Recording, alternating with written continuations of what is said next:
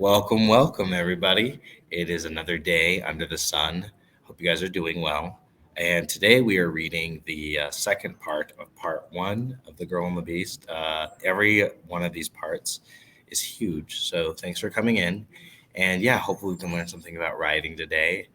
Please like and subscribe if you are enjoying the series. And this is the third volume of The Girl and the Beast, my book. If this is the first time you're encountering this video, go check out an earlier playlist so you can start up and kind of catch a story, or check out the previous volumes. There's links below to check and support the channel. But we're just here trying to write and to help others build up the writing. And basically, what I do is I read out the story, make some adjustments as I work along, and just kind of take people through the writing process. So I hope you enjoy it. And yeah, if for all potential writers, I hope you learned something along with me. So today we just talked about Bibi, the main character or the principal character, has just boarded the train for a heist that they're about. I'll put a link up in the card for what we've done so far. And now she's in the train, and we're gonna see what happens, and keep moving forward with that. So without further ado, here we go. So, though she missed the view, Bibi was grateful to not be ravaged by the wind and sand as she dropped into the unoccupied car. Her hand was cut bad, but that wouldn't be. Oopsie, there we go. That, but that wouldn't be an issue in a few minutes. Let's get this full screen. She caught her breath and realized the Walkman was still playing. She paused it and pulled down the headphones to get her bearings. The wind had blown her hat off, but the string had kept it around her neck. Thank God. She put Callahan away and looked in her backpack to see the tools and everything were still in good shape. The coast was clear, but it wouldn't remain so as she began her trip to the cargo hold. Her red blouse was dripping with sweat. She had opted to keep her guns in the backpack along with her holster. She normally wore a black vest, but her old one had been trashed a few days ago in an ambush, and she opted to keep her new one out of a situation where there was a good chance of getting shot. It was too new to have holes in it already. At the end, she found the secret agent shattered. Bibi looked at the gash in the ceiling that stretched across the whole length of the car. It was a miracle the blade held up and did so much damage. Still, Bibi couldn't help but feel lost as she would have to say goodbye to another partner in crime. You saved my life, buddy. I'll make sure to put it to good use. Each piece was gathered with care, what shards she could find at the blade, and she put them in her overcoat pocket. She wanted to give more time for gratitude, but it was time to work. The next car was just food, some really expensive food, eggs, cheese, meats, and more. Bibi's mouth watered as she considered snatching something, but time was of the essence. There was still the package to secure, and she didn't even know what it looked like. Jack had said she would know it when she saw it, and when she entered the third car, she did.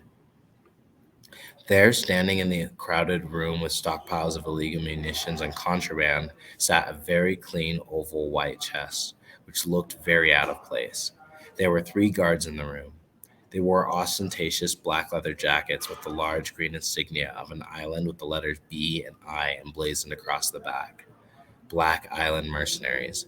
Intel had said there were contractors for security, but Black Island were serious professionals with the body count and hardware to back it up.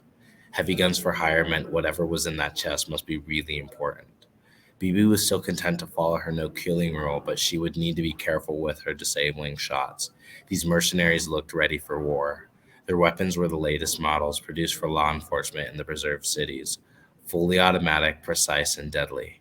They did have a critical structural weakness in the stock and chamber, however, so these normally wouldn't worry Bibi in close quarters, but there was plenty of space between her and the gunmen. With mercenaries this deadly, mercy plus a minor mistake meant an early death, so that wasn't going to make her life any easier. She scanned the room to make a plan. One stood by the entrance. He was the weak link. The other two stood next to the oval white chest. They were talking about a firefight happening further down the train. Sounds like Jack was doing his job. So it was the priest? Yeah, apparently. I heard Henry say the guy looked too yoked to be a man of the cloth. I guess he was right. Something should have tipped us. If Henry suspected, he should have just kicked them out. Easy to say looking back. It's civilian transport. This isn't our usual cover run. Saying anything might have made the government not so keen to let us aboard. What were they saying? What they were saying didn't make sense to Bibi. Something was off. Why would Black Island steal something from the government and smuggle it on a train the government was watching? And why did the RFG need to be so discreet if it was rightfully theirs anyway? Questions aside, Bibi could see whatever the reason was, there was a can of worms to go along with it. With the two guards standing by the box and the one near the entrance, she had to play this smart, but time was ticking.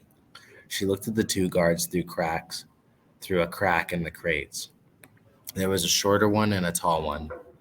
The one in the back had no line of sight.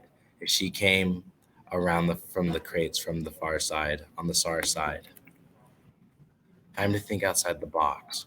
She just needed to get close. She took off her backpack, buttoned her jacket, and unbuttoned one of her blouse buttons, and with her head down, she walked out in the open. Excuse me, I'm lost, and I heard you guys say there was a... Hands in the air! The mercenaries trained their weapons on her. Who are you? Where did you come from? What are you doing here? The taller guard said. Hey, you guys okay? The one in the back of the car called. We have a stowaway. Check the doors. The shorter guard called out. On it. The rear guard disappeared to check the other cars. Bibi turned to the others. It wouldn't be long before we found the little present she'd left in their roof, and her cover was blown. Sorry, I stowed away because I needed to get to Rockville and hid in the last car. Bibi acted scared and frightened by the weapons, putting up her hands and speaking quickly. I just need to get closer. How the heck? I thought you said you checked the caboose, the shorter one said. I did, I swear. I didn't see anything in there, not a thing. The tall one turned to Bibi, putting his weapon right to her head. Where were you hiding? Just in the caboose, she said, putting her arms down as she stepped closer to them, just a little closer. I heard someone from the other car, so I thought I'd come to check. Please don't hurt me. The tall guard shook his head slowly. That doesn't make any sense. I swear to God I would have seen her. Not even the thermals picked anything up. The short one sighed. Well, she's here now. We checked the train track. It's impossible to board this train on this route. So unless she jumped off a mountain to get inside, you just missed her. Bibi couldn't help the subtle smirk on her face. Well, the tall guard relaxed and turned to Bibi. You shouldn't be here. This isn't a safe place for kids. Though only slightly, they both lowered their weapons. Suckers. Should we tell the boss about her? The tall one asked. He's going to be busy now. Just secure her, the short one said, now lifting his weapon, while the tall one circled around to cuff her. Bibi stepped forward as the guard reached for his cuffs. The tall one then looked at her wrist and raised his weapon suddenly. Damn, he saw the coil. Before the other guard could react, Bibi struck the tall guard with a lightning-quick backhand and nailed the other with a roundhouse to the face. The short one fell backwards into a crate, while she grabbed the tall mercenary's arm and threw him into the other, launching the two into a pile of munitions across the room. One on top fell unconscious on impact, while the other struggled in vain, only to be knocked out by a rocket kick to the temple. That was easy. Bibi heard the mercenary guard in the front return. She pulled off the coil, hit the overcharge, and threw it right at the guard's feet, right as the guard's feet came around the crates. The corner, we'll say. Guy, there's a huge hole in the roof, and he rounded the corner and raised his weapon. Just then, the guard's weapon attracted the overcharged coil, which slammed into the barrel, giving Bibi the window she needed to rush him. She closed the distance in a second before jumping to the side as the guard fired his weapon. Only 3 rounds discharged and missed Bibi before Bibi caught his jaw with a powerful right uppercut. He dropped to the ground with a resounding thud. Damn, I'm good. Bibi grabbed their weapons. I'm going to kill this. I don't think Bibi needs to do that. Bibi grabbed their weapons, and with a piece of binding from a nearby crate, she tied all the guards' arms together, back to back, and stuffed them in the corner. With the guards taken care of, she approached the pearlescent white chest as she placed the earpiece on. Jack, I'm on board and securing the package now. No response came. Jack was probably embroiled in the firefight and couldn't bother to respond. She had known him too long. No way this job was killing him. Bibi? Another voice came in over the intercom. Yes, Lucy, Bibi responded as she returned to retrieve her backpack. She returned and touched the top of the chest. A small handle popped out, which ejected two long handles from the side. The handles on the long sides of the chest were activated with a twist, and the chest slowly lifted upwards and began to levitate. When the chest reached levitation height, Bibi felt something pull inside her, like someone or something talking to her. She stared at the chest, and she became hyper-aware of her heart. What could be inside? Vargo is coming back. He's safe and sound, Lucy finally said. Okay, Bibi thought.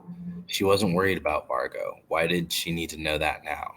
In the months they had traveled together, Bibi had learned that Bibi rambled to gauge Bibi's response in order to ask something else. There was always something else. Bibi was silent for a few seconds, as she thought about the preparations she would need for the getaway. Was there something else you wanted to say, Lucy? Bibi asked finally. Are you busy right now? Well, I mean, other than, robbing a train and setting up the gateway for 8 other people. No, not particularly. I'm not too busy. I'm sorry. Sorry. Lucy's voice had a way of making Bibi feel guilty whenever jokes didn't land. No, It's okay. Bibi took a deep breath. I'm just a little pressed for time, but what's up, Lucy? Lucy breathed heavy over the intercom as she spoke. I was just thinking, is robbing a civilian train really okay? She paused and said this with a heavy sigh. I mean, I feel like a bandit right now. Well, first off, it's not really a civilian train, Bibi said as she scanned the munition-filled room and the unconscious Black Island mercenaries. We just have to be bandits because the RFG needs this to be discreet. I know, but it just doesn't look right. I can see people through the window. They're all huddled up in the middle cars. They look scared. Is this really okay? Lucy was right. This job was definitely sketchy, and with Jack's reputation, it was easy to believe they were stealing something completely against the law. When Bibi had first talked to Jack, she found it hard to believe herself, so she saw the commission was signed from the RFG's head marshal, Daniel Sheraton, as well as another marshal she knew was a straight shooter. Bibi couldn't tell Lucy that, however. Only those present at the meeting could even know he had a part in it. Just trust me, Lucy. The RFG is behind us on this one. No hustle, Bibi reassured her. Yeah. Lucy wasn't allowed into the meetings while the heist was planned. This had caused some friction between the girls, so it was a perfect setback when their sharpshooter had gotten in a fight and Bibi needed Lucy to help. Normally, Bibi wouldn't have accepted the job or put Lucy in danger, but Sheraton offered federal amnesty for them when they entered New Douglas, which would legally protect them from Domino Cortez and other bounty hunters while they were in the city, and they would need that if they were going to find Lucy's parents. Jack had specifically requested Bibi to do the job, which turned out to be good luck. Who else is insane enough to jump on board a high-speed train? Bibi rubbed and stretched her shoulder, which still ached from her boarding action. Who else is strong enough to survive? Don't worry about it. No innocent people are getting hurt. We're just going to snag this and we'll get out of here. We're almost done, Lucy. Bibi opened her backpack and removed a coil of heavy wire, a heavy-duty Gauss hammer with a small black detonator charge. These would be for blowing on the side. These would be for blowing up on the side of the train for the getaway. The setup reminded Bibi of a nail or stapler gun with a line attached to explosives. What about the guy we have to capture? Won't he be an innocent hostage? Lucy asked. Yes, there would be a hostage as well. This job was really sketchy. He's hardly innocent, Bibi replied. She used the gun like Gauss hammer to nail down the heavy wire in a rectangle on the side of the car. Daniel Blackmore is one of the most dangerous men in Black Island. He's their leader and probably the only one who can tell us what is going on and why the package was stolen. Has he killed a lot of people? Lucy asked. Loads, Bibi responded. Probably one of the reasons they hired us instead of using RFG marshals. We're expendable if it all goes south. I just noticed a continuity error because she knows it's Daniel Blackmore, but she didn't know Black Island was working with him. So we'll just say she doesn't know it's Daniel Blackmore. It's like the leader is probably Daniel Blackmore, and the leader is probably, because you got to take care of that, right? Because that's a continuity error. And is Bibi didn't know this for certain, but with this crowd, she was sure that's who their VIP was. Their VIP hostage was. There. That way we take care of whether or not she knew Daniel Blackmore was it. It's kind of a lazy fix. It's not great, but it works for these purposes. Has he killed a lot of people? Lucy asked. Loads, Bibi responded. Probably one of the reasons they hired us instead of using RFG marshals. We're expendable if it all goes south. That's terrible. Lucy's voice dripped with a concern only Lucy could muster in this situation. Are you going to be all right, Bibi? Of course. I'm no Indy 500. Bibi, your references make sense to me. What's the Indy 500? To be honest with you, Lucy, I don't even know. Bibi lied. She just didn't want to explain the joke. It was an annual motor car race done before the collapse. Apparently, the race was a giant circle with only left turns. I'm just trying to say I'm going to be all right. All right. We're almost at the bridge, Bibi. Are you done? Lucy asked. Bibi framed out the wire. She attached the large black square to the end of the cable and set it down. It was a detonator for a hot wire trap. When it was ignited, the wire would heat up and melt the hole to create a hole for the getaway vehicles to ramp up, grab the chest, and everyone else. Just finished, Bibi said as she tossed the Gauss hammer into a nearby crate and dragged the still unconscious guards into a corner to tie their feet as well. Now the fun part. I'm heading to the front now to secure the escape route. Be careful, Bibi, Lucy said. Always. Bibi grabbed the magnetic coil. Never know what might come in handy. I'm on the way, she'd said into the headset as she took out her handgun and made her way to the front of the train. Alrighty, guys. So, we'll stop there for today and jump into it and kind of have a discussion.